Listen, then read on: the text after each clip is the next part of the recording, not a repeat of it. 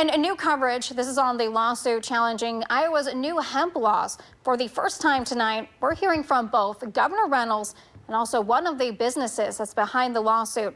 The new law is set to go into effect in just over a week if the courts don't step in. And State House reporter Skylar Hall, she shows us there may be some confusion about the guidelines that are surrounding it and the kind of products that retailers can actually sell.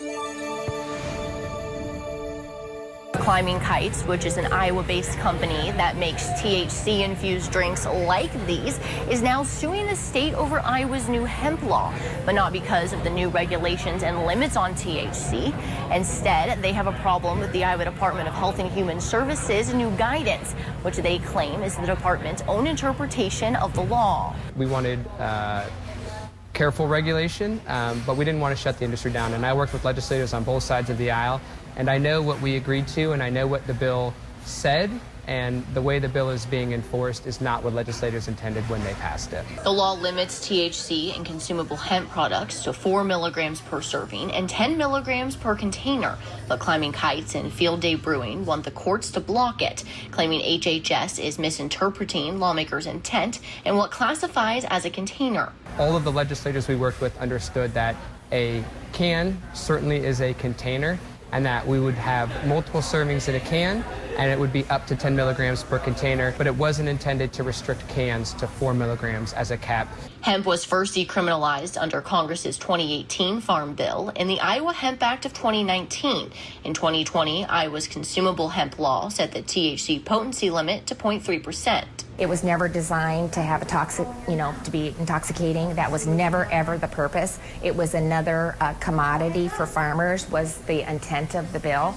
And so therefore, we didn't put any parameters in place to protect or to address some of the unintended consequences that we now see happening. Governor Kim Reynolds says she had concerns about this year's new hemp bill, but says she signed off to protect kids. Right now, significant amounts of THC is added with alcohol in a container, and there's no age restrictions whatsoever.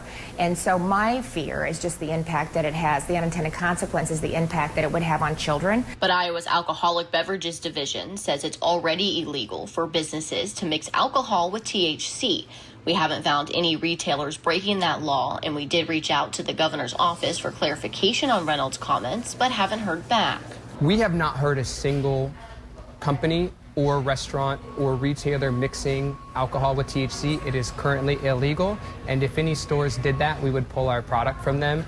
We don't believe it's something that's actually happening, and to the extent there are bad actors out there, the right way is to go after those bad actors and not to shut down industries. Climbing Kites is on board with age restrictions in the law since they already limit sales of their THC-infused drinks to those 21 and older.